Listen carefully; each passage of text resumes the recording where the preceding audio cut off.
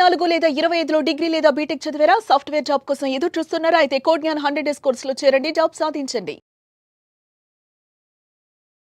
నేనసలు చెప్పకూడదు కానీ ఇన్ మై డీఎమ్స్ నా మెసేజెస్‌లో 16 ఇంటర్ కోర్స్ చేసి వచ్చాము. ఇప్పుడు మేము ఏం చేయాలి అని అడుగుతున్నారు. ఇదే ఎంబ్రియో ఒకవేళ ఫెలోపియన్ ట్యూబ్‌లో ఫామ్ అవుతే ఎక్టోపిక్ ప్రెగ్నెన్సీ అంటాం. ఆ ట్యూబ్ బర్స్ట్ అయింది అనుకోండి, సివియర్ అబ్డామినల్ బ్లీడింగ్ అవుతుంది. She may bleed to death కూడా అవ్వచ్చు. ఒక అమ్మాయిని రెస్పెక్ట్ చేయడం నేర్పించగలగాలి. అప్పుడు ఇలాంటి అన్వాంటెడ్ ప్రెగ్నెన్సీస్ని చాలా వరకు అవాయిడ్ చేయొచ్చు. సేమ్ వే మళ్ళీ మీ ఎండోమెట్రియం లైనింగ్ అనేది పాడైపోతుంది, యూ కెనాట్ గెట్ ప్రెగ్నెంట్. ఇప్పుడు ఏదో ఒక రీజన్ వల్ల మీరు ప్రెగ్నెంట్ అయ్యారు. ఏ గైనకాలజిస్ట్ కూడా మీకు హెల్ప్ చేయడానికే వాళ్ళు ఉన్నారు. మన బాడీ ఎంత ఇంటెలిజెంట్ అంటే ఒక మంచి క్వాలిటీ ఎంబ్రియో కనుక ఫామ్ అవ్వకపోతే రిజెక్ట్ చేసి పంపించేస్తుంది. ఓహో, దాన్నే మిస్క్యారేజ్ అంటాం. సో డాక్టర్ని మిమ్మల్ని జడ్జ్ చేస్తారనో లేదా మనల్ని ఏమైనా అంటారేమో అన్న భయం ఫస్ట్ పోగొట్టుకోవాలి. మీరు చెప్తూ ఉంటే కాంప్లికేషన్స్ ఇన్ని ఉన్నాయా అని అర్థమవుతూ ఉంది. నమస్తే, వెల్కమ్ టు సుమన్ టీవీ. నేను మీ యాంకర్ సిరి. రైట్, నువ్వు మనతో పాటు ఉన్నారు డాక్టర్ శ్వేత గారు. ఎస్పెషల్లీ ప్రెగ్నెన్సీ గురించి మనం మాట్లాడబోతున్నాం. అండ్ ప్రెగ్నెన్సీ అంటే ఏంటి, ప్రెగ్నెన్సీ ప్లాన్ చేసేటప్పుడు మన బాడీ ఏ విధంగా ప్రిపేర్ అవ్వాలి, అండ్ దాంతోపాటు ప్రెగ్నెన్సీని మనం తీసుకునేటప్పుడు మధ్యలో మిస్క్యారేజ్ కావచ్చు, అబార్షన్స్ కావచ్చు, ఇవన్నీ జరుగుతూ ఉంటాయి. అసలు ఇవి ఎందుకు జరుగుతాయి, అండ్ జరిగినప్పుడు చాలా మంది కిట్లు యూజ్ చేస్తూ ఉంటారు, అబార్షన్ కిట్. అవి ఎంతవరకు సేఫ్, వీటన్నిటి గురించి ప్రెగ్నెన్సీ ప్లాన్ చేసేటప్పుడు, ప్రెగ్నెన్సీలో ఉన్నప్పుడు ఎలాంటి జాగ్రత్తలు పాటించాలో వీటి గురించి మనతో మాట్లాడడానికి అయితే డాక్టర్ శ్వేత గారు ఉన్నారు. అడిగి తెలుసుకుందాం. నమస్కారం డాక్టర్ శ్వేత గారు. నమస్తే సిరి గారు. సో గుడ్, మీరు ఎలా ఉన్నారు? బాగున్నాను. సో మనం ప్రీవియస్ గా ఎపిసోడ్ ఏదైతే చేసామో దానికి చాలా మంచి రెస్పాన్స్ అయితే రావడం జరిగింది. సో అదే విధంగా ఈ రోజు మనమైతే మన ఎపిసోడ్ లో ప్రెగ్నెన్సీ గురించి ఒక కంప్లీట్ అవేర్నెస్ అయితే ఇవ్వడానికి ట్రై చేద్దాం. డెఫినెట్లీ మనం లాస్ట్ వీడియోలో చైల్డ్హుడ్ నుంచి ప్యూబర్టీ నుంచి ఓల్డ్ ఏజ్ వరకు ఉమెన్ హెల్త్ చాలా బాగా కవర్ అయింది. నిజంగా చాలా మంచి రెస్పాన్స్. చాలా మంది కూడా మేడం మాకు ఈ టాపిక్ కవర్ చేయడా అని కూడా అడగడం జరిగింది. సో అందుకే ప్రెగ్నెన్సీ గురించి కొన్ని క్వైరీస్ ఉన్నాయి నాకు, వాటిని ఈ రోజు మనం క్లియర్ చేద్దాం. డెఫినెట్లీ. బేసిక్ గా చాలా మంది కూడా ప్రెగ్నెన్సీని అవాయిడ్ చేసేటప్పుడు రకరకాల మార్గాలు అయితే యూజ్ చేస్తూ ఉంటారు. ఆ మార్గాలు ఏంటి, వాటిని యూజ్ చేయడం కరెక్టే అంటారా? ఇప్పుడు ఇది తెలుసుకోవడం చాలా ఇంపార్టెంట్. ఎందుకంటే మనకి సేఫ్ సెక్స్ అనేదే ఫస్ట్ అసలు ఎవరికి తెలియని ఒక టాపిక్. ఇది మనకి స్కూల్స్ నుంచే ఈ సెక్స్ ఎడ్యుకేషన్ కనుక ప్రాపర్గా స్టార్ట్ అయి ఉంటే ఇప్పుడు మనం చూస్తున్న అంటే ఓవర్ బ్లీడింగ్ కానీ లేకపోతే కాంప్లికేషన్స్తో వస్తున్నారు. అంటే ప్రెగ్నెన్సీని అర్లీగా డిటెక్ట్ చేసుకోకపోవడం వల్ల అండ్ ఇంప్రాపర్ యూజ్, మార్కెట్లో దొరికే అబార్షన్ కిట్స్ అని లేకపోతే ఐపిల్ అని ఇలాంటివి యూజ్ చేసి చాలా హెల్త్ కాంప్లికేషన్స్ తెచ్చుకుంటున్నారు. సో డెఫినెట్గా యాజ్ కిడ్స్ అప్పటి నుంచే వాళ్ళకి ప్యూబర్టీ ఏజ్ స్టార్ట్ అవుతున్నప్పటి నుంచే సెక్స్ ఎడ్యుకేషన్ ఇవ్వడం చాలా ఇంపార్టెంట్. అది అమ్మాయిలకనే కాదు అబ్బాయిలకు కూడా నేర్పించాలి. మనం చాలా స్కూల్స్ లో ఎలా చూస్తాం, అమ్మాయిలను తీసుకెళ్లి మాత్రమే పీరియడ్ సైకిల్ ఎక్స్ప్లెయిన్ చేస్తాం. ఎప్పుడైతే అబ్బాయిలకు కూడా పీరియడ్ సైకిల్ అర్థమవుతుందో అప్పుడే కదా వాళ్ళకు కూడా ఓకే కాంట్రాసెప్షన్ అనేది ఎంత ఇంపార్టెంట్ అనేది అర్థమవుతుంది. So it has to start there. So okay స్కూల్లో చెప్పకపోయినా ఇప్పుడు త్రూ అవర్ వీడియో కొంచెం చెప్పాలి. సో ఫస్ట్ వాళ్ళ మెన్స్ట్రల్ సైకిల్ అర్థం చేసుకోవాలి. యాజ్ గర్ల్స్ ఆర్ బాయ్స్ ఎవరైనా సరే ఒక పీరియడ్ సైకిల్ 28 డేస్ ఉంటే ఫర్టైల్ డేస్ ఏంటి, నాన్ ఫర్టైల్ డేస్ ఏంటి అనేది తెలుసుకోవాలి. సో ఈ ఫర్టైల్ పీరియడ్ ఏంటి, మనకు ఓవ్యులేషన్ అయ్యే టైంలో, ఈ టైంలో ఒకవేళ కలిస్తే ప్రెగ్నెన్సీ ఛార్జెస్ ఎక్కువ కదా. సో ఇలాంటప్పుడు వాళ్ళకి ఆ 12 to 16 days of the period వాళ్ళకి ఓవ్యులేషన్ టైం అని అది వాళ్ళకి ఎక్స్ప్లెయిన్ చేయగలిగితే ఆ టైంలో అట్లీస్ట్ ఇంటర్ కోర్స్ అవాయిడ్ చేస్తే ప్రెగ్నెన్సీ ఛాన్సెస్ ఆర్ రిలేటివ్లీ లో. ఓకే, అంటే 100% కాకపోయినా కూడా లో ఉంటుంది. అన్నిటికంటే సేఫెస్ట్ మెథడ్ ఏంటంటే బ్యారియర్ మెథడ్, అంటే యూజింగ్ కాండమ్స్. అది ఎంత cheap, effective, 98% effective using condoms అనేది. కానీ అదొక టాబు. ఓకే, అవును, చాలా మందికి కూడా అది యూజ్ చేయడం కరెక్ట్ కాదు అని కూడా మనం వింటూ ఉన్నాం. ఒకసారి దాని గురించి క్లారిటీ ఇస్తారా మాకు? సో కాండమ్స్ అనేవి 2 టైప్స్ ఉంటాయి. ఫీమేల్ కాండమ్స్ ఉంటాయి, మేల్ కాండమ్స్ కూడా ఉంటాయి. ఫీమేల్ కాండమ్స్ ఇంకా యూజ్ చేయడం కష్టం. మేల్ కాండమ్స్ ఎంత easy to use and very cheap and effective. But ఏంటంటే మెన్ సైడ్ నుంచి ప్రాబ్లం ఏంటంటే మాకు ఆ ప్లెజర్ అట్లా ఉండట్లేదు ఆర్ అంత లాంగ్ లాస్టింగ్ లేదు, ఈ కాండమ్స్ వల్ల మాకు తొందరగా ఎజాక్యులేషన్ అయిపోతుంది అనేది మెన్ సైడ్ నుంచి వచ్చే కాంప్లికేషన్స్ వల్ల. కానీ if they get to use అంటే వాళ్ళు కాండమ్స్ యూజ్ చేయడం స్టార్ట్ చేస్తే చాలా వరకు ఎస్టీఐస్, ఈ సెక్షువల్లీ ట్రాన్స్మిటెడ్ ఇన్ఫెక్షన్స్ అవ్వచ్చు, ఇలా అన్వాంటెడ్ ప్రెగ్నెన్సీస్ అవాయిడ్ చేయొచ్చు. ఇప్పుడు నేను అసలు చెప్పకూడదు కానీ ఇన్ మై డిఎమ్స్ నా మెసేజెస్లో 16 ఇంటర్ కోర్స్ చేసి వచ్చాము, ఇప్పుడు మేము ఏం చేయాలి అని అడుగుతున్నారు. మేము ఇంట్లో చెప్పలేము, ఆడపిల్లలు ఇంట్లో చెప్పలేము, ఇప్పుడు ఏం చేయాలి, నా పీరియడ్ స్కిప్ అయింది, ఇమీడియట్ గా డాక్టర్ ని కలవాలి. ఇప్పుడు అలాంటి కేసెస్ లో వాళ్ళు ఇలా బయట దొరికే కిట్ తీసుకున్నారు అనుకోండి, ఇప్పుడు ప్రెగ్నెన్సీ యూట్రస్ లో ఫార్మ్ అయితే ఓకే, ఇదే ఎంబ్రియో ఒకవేళ ఫెలోపియన్ ట్యూబ్ లో ఫార్మ్ అవుతే ఎక్టోపిక్ ప్రెగ్నెన్సీ అంటాం. ఓకే. ఈ కిట్ ప్రెగ్నెన్సీని అంటే డిస్ట్రాయ్ చేయడానికి, ఇది అదే ట్యూబ్ మీద కూడా వర్క్ చేస్తుంది. అలా కాకపోయినా కూడా ఆ ట్యూబ్ బర్స్ట్ అయింది అనుకోండి, సివియర్ అబ్డామినల్ బ్లీడింగ్ అవుతుంది. She may bleed to death కూడా అవ్వచ్చు. Okay okay. అంటే ఇప్పుడు మీరు అన్నారు ఎక్టోపిక్ ప్రెగ్నెన్సీ అని, అంటే ప్రెగ్నెన్సీలో కూడా రకాలు ఉంటాయా? ఉంటాయి. ఏంటండి అవి? అంటే ఇంట్రా యూట్రైన్ ప్రెగ్నెన్సీ, మనం గర్భసంచి అంటాం కదా కామన్లీ, అందులో ఇంప్లాంట్ అయితే నార్మల్ ప్రెగ్నెన్సీ. అలా కాకుండా out side of the uterus abdomen లో ఏదైనా ఎక్కడైనా అవ్వచ్చు, లేదా ట్యూబ్స్ లో ఫామ్ అయ్యే ప్రెగ్నెన్సీని ఎక్టోపిక్ ప్రెగ్నెన్సీ అంటాం. ఇది మనకి స్కాన్ చేస్తే గానీ కనిపించదు. నార్మల్ గా పీరియడ్ స్కిప్ అయితే ప్రెగ్నెన్సీ వచ్చిందని అనుకుంటారు అందరూ. ఓకే, పీరియడ్ స్కిప్ అయింది కదా, అవాయిడ్ చేయడానికి పిల్ తీసుకుందాం అనుకున్నారు అనుకోండి, కానీ అసలు యూట్రస్ లో ప్రెగ్నెన్సీయే లేదు, అది ఎక్కడ వెళ్ళి యాక్ట్ అవుతుంది?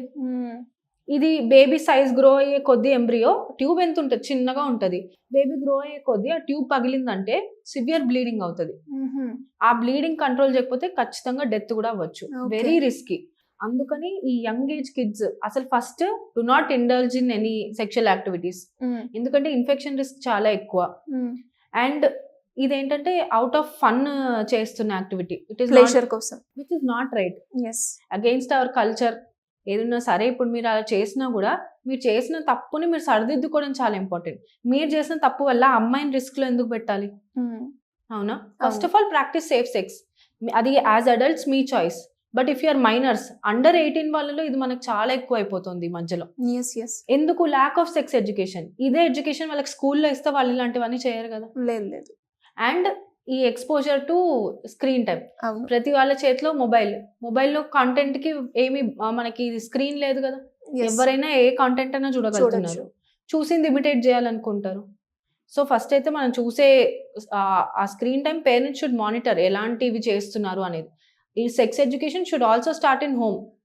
ఇంట్లో అబ్బాయిలకి అమ్మాయిలకి పీరియడ్ సైకిల్ ఎక్స్ప్లెయిన్ చేయగలగాలి, ఒక అమ్మాయిని రెస్పెక్ట్ చేయడం నేర్పించగలగాలి. అప్పుడు ఇలాంటి అన్వాంటెడ్ ప్రెగ్నెన్సీస్ ని చాలా వరకు అవాయిడ్ చేయొచ్చు, మెయిన్లీ టీనేజ్ ప్రెగ్నెన్సీస్. అండ్ అలాగే మీరు అన్నట్టుగానే ప్రెగ్నెన్సీని అవాయిడ్ చేయడానికి టీనేజ్ లో కావచ్చు, ఎవరైతే ఎంగేజ్ లో ఉన్నారో వాళ్ళకి తెలిసిన మిడిమిడి జ్ఞానంతో అబోర్షన్ కిట్ అనుకుంటూ ఇలా రకరకాలు యూజ్ చేస్తూ ఉంటారు. మరి ఆ ఏజ్ లో అది కరెక్టేనంటారా? అది యూజ్ చేస్తే ఎంతవరకు ఎఫెక్టివ్ గా ఉంటుందంటారు? ఎప్పుడో ఒకసారి, అంటే అది వాళ్ళకి, అంటే చాలా మంది చాలా సేఫ్ గా యూజ్ చేస్తూ, ఎప్పుడైనా బై మిస్టేక్ అయింది అనుకోండి, వన్స్ ఇన్ వైల్ ఎప్పుడైనా యూజ్ చేస్తే ఆ 72 hour పిల్ ప్రాబ్లం రాదు. బట్ ఇది వీళ్ళకి ఎలా అయిపోయిందంటే బ్యాండేడ్ లాగా, క్విక్ ఫిక్స్. మేము బ్యారియర్ మెథడ్ యూజ్ చేయము, ఏముందో అమ్మాయి ఒక టాబ్లెట్ వేసుకుంటే అయిపోతుందిగా, ప్రెగ్నెన్సీ రాదు అనుకుంటారు. ఆ పిల్ ప్రెగ్నెన్సీ రాకుండా చెయ్యాలి అని అంటే ఎంత హార్మోన్స్ బాడీలో యాడ్ చేస్తుంది. ఆ హార్మోన్స్ బాడీలో ఒక దాని డైనమిక్సే చేంజ్ చేసేస్తుంది.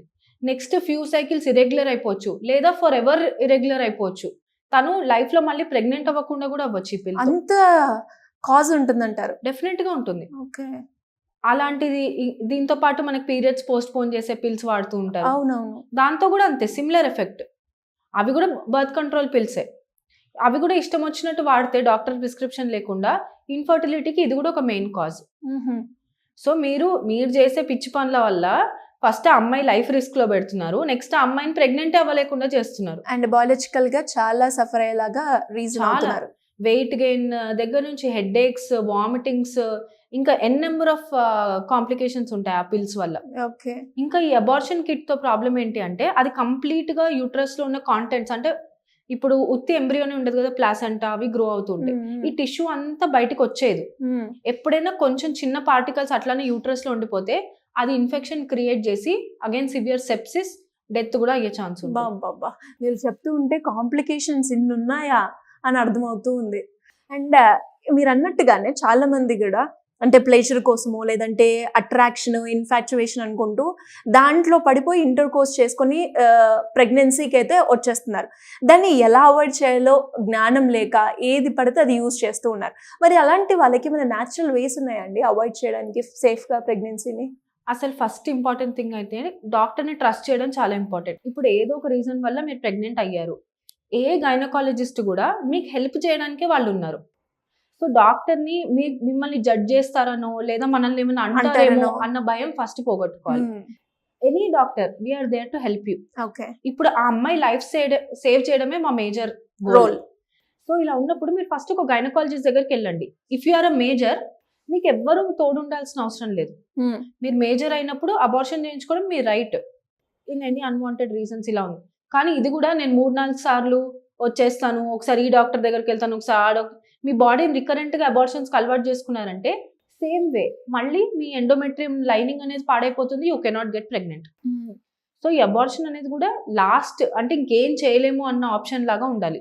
ఇది కూడా ఏదో బ్యాండేడ్ లాగా నాకు నేను తప్పు చేసిన ప్రతిసారి ఇది ఒక మెథడ్ ఉంది కదా అనుకోద్దు. కానీ ఎవరైతే నిజంగా బై మిస్టేక్ అయింది అనుకున్న వాళ్ళు డాక్టర్ దగ్గరికి వెళ్ళి అబార్షన్ చేయించుకోవడం సేఫెస్ట్ మెథడ్.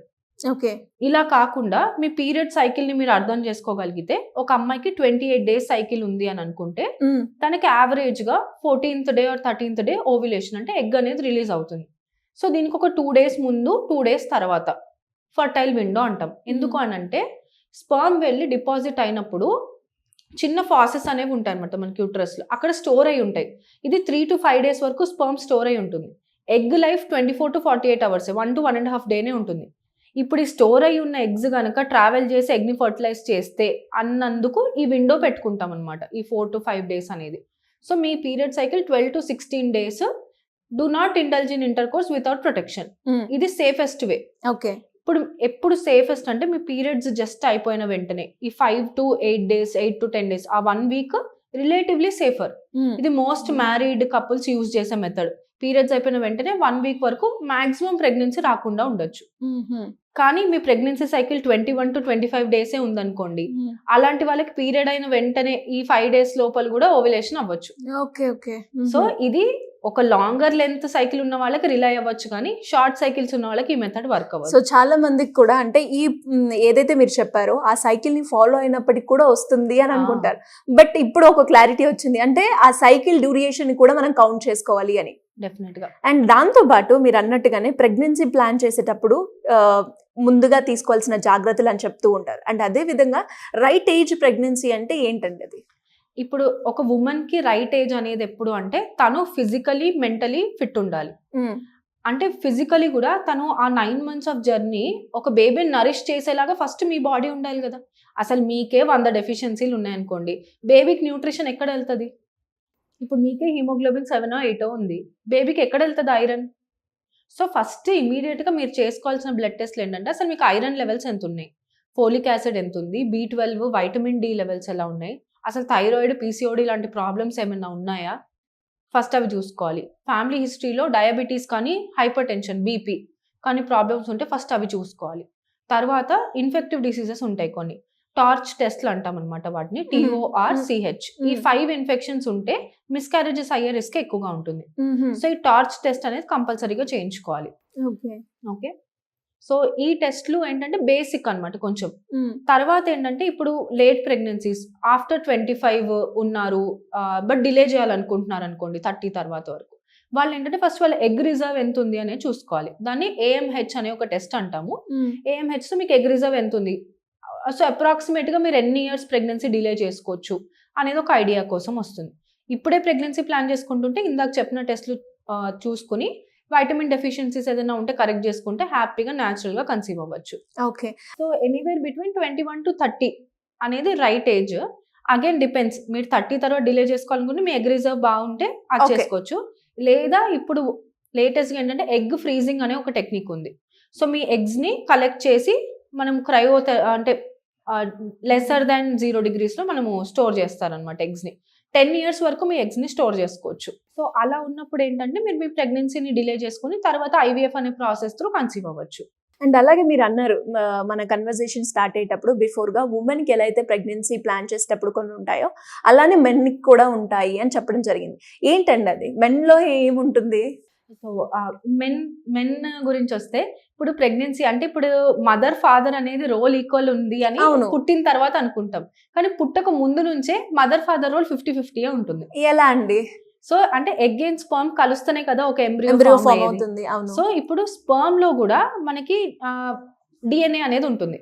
ఈ DNA అనేది ప్లాసెంటా ఎలా ఫామ్ అవుతుంది అంటే మాయా అంటారు కదా, ఏదైతే అటాచ్ అవుతుందో అక్కడ నుంచి బేబీకి న్యూట్రియంట్స్ వస్తాయి. ఆ ప్లాసెంటా క్వాలిటీ స్పర్మ్ డిసైడ్ చేస్తుంది. సో స్పర్మ్ లో సెంట్రోజోమ్ అనే ఒక పార్టికల్ అది బాగుంటే అప్పుడు ఈ ప్లాసెంటా బాగా ఫామ్ అవుతుంది.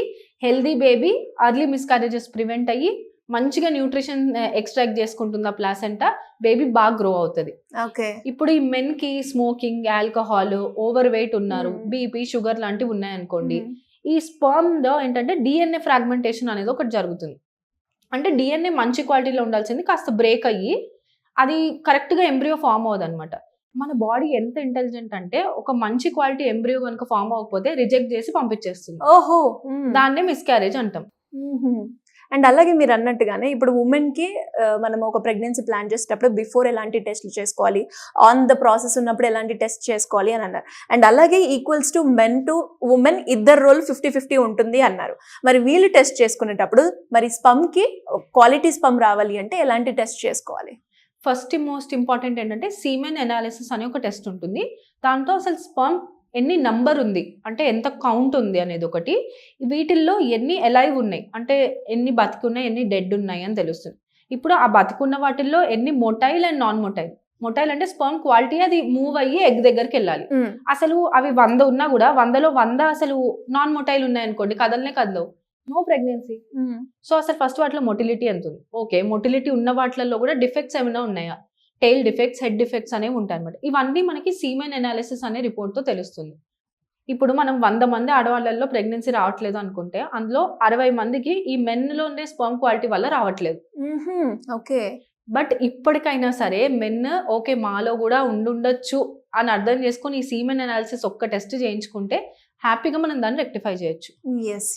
దీంతో పాటు most importantly vitamin D, B12 ఈ 2 వైటమిన్ డెఫిషియన్సీస్ ఉన్న స్పర్మ్ క్వాలిటీ ఎఫెక్ట్ అవుతుంది. సో ఈ 2 చూసుకోవాలి. దాంతో పాటు మనం స్పర్మ్ క్వాలిటీ ఇంప్రూవ్ అవ్వడానికి కోఎంజైమ్ Q10, జింక్, సెలీనియం లాంటి మనము మల్టీవైటమిన్స్ అనేది ఇస్తామన్నమాట ఆ స్పర్మ్ క్వాలిటీ అండ్ కౌంట్ పెరగడానికి. ఓకే. అండ్ అదే విధంగా మిస్క్యారేజెస్ అన్నారు. మరి మిస్క్యారేజెస్ అవ్వడానికి మెయిన్ రీజన్ ఏంటంటారు? ఎంబ్రియో కరెక్ట్ గా ఫామ్ అవ్వకపోతే మిస్క్యారేజ్ అవుతుంది అని అన్నారు. అది అవ్వడానికి రీజన్ ఏంటి? ఫస్ట్ మెయిన్ రీజన్ ఏంటంటే ఉమెన్ లో న్యూట్రిషనల్ డెఫిషియన్సీస్ ఉంటాయి. ఇప్పుడు వాళ్ళకే ఒంట్లో సరిగ్గా అంటే ఒక బేబీని ఫీడ్ చేయగలిగిన న్యూట్రిషన్ మదర్ బాడీలో లేనప్పుడు ఎలాగో ఈ ఎంబ్రియో గ్రో అవ్వదని తెలుసు బాడీకి. సో రిజెక్ట్ చేసి ఫస్ట్ నువ్వు ఫిట్ అవ్వు అని చెప్తుంది బాడీ. సో అలాంటి కేసెస్ లో ఒకటి అవుతుంది. అండ్ నేను మీకు ఇందాక టార్చ్ అని ఒకటి చెప్పాను కదా, టార్చ్ ఇన్ఫెక్షన్స్ ఉన్నా కూడా మిస్క్యారేజెస్ అవుతాయి. థర్డ్ థింగ్ ఏంటంటే మెన్ లో చెప్పాను కదా, స్పర్మ్ క్వాలిటీ సరిగ్గా లేకపోయినా కూడా మిస్క్యారేజెస్ అవుతాయి. మరి ఎలా అండి వీటిని ప్రివెంట్ చేయడం? ఫస్ట్ మనం న్యూట్రిషనల్ డెఫిషియన్సీ, అందుకనే మీరు ఎవరిని చూసినా కూడా ప్రెగ్నెన్సీ ప్లాన్ చేసుకునే ముందు నుంచే కూడా prenatal vitamins, iron, folic acid, B12 లాంటి సప్లిమెంట్స్ గైనకాలజిస్ట్ ఇస్తూ ఉంటారు. అదెవరు? ప్లాన్డ్ ప్రెగ్నెన్సీ ఉన్న వాళ్ళకి. అంటే మాకు తెలుసు మేము నెక్స్ట్ 3 months లో ప్రెగ్నెన్సీ ప్లాన్ చేసుకుంటాము అన్న వాళ్ళకి.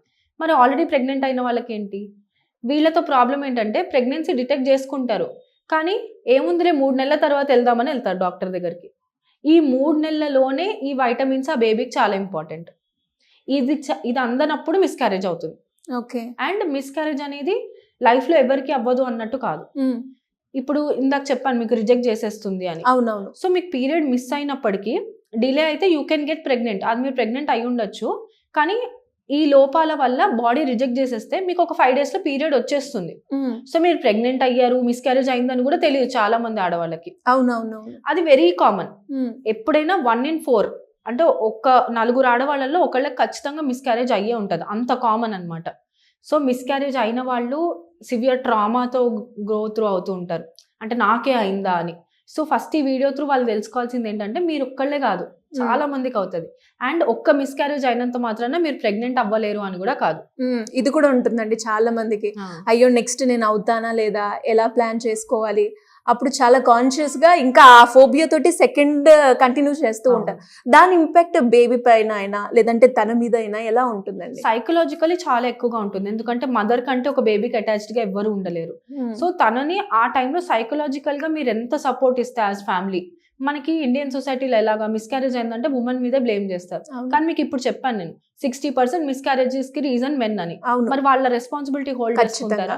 నువ్వు ఇలా కూర్చున్నావు, నువ్వు ఇలా తిన్నావు, నువ్వు ఇలా తీసుకోలేదు, దాని వల్ల అయిందని బ్లేమ్ చేస్తారు. సో ఇలా కాకుండా ఫ్యామిలీ ఎప్పుడైతే మోరల్ సపోర్ట్ ఇస్తుంది అండ్ ఆ టైంలో న్యూట్రిషన్, ఈ మిస్క్యారేజ్ అయిన తర్వాత కూడా ఇంట్లో డెలివరీ అయినట్టు పచ్చాలు పెడతారు.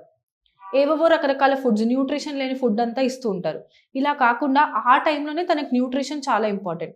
ఇలా చేస్తే within 3 to 6 months she can conceive again. So అది ఎప్పుడు ఫ్యామిలీ సపోర్ట్ కరెక్ట్ గా ఉంటే.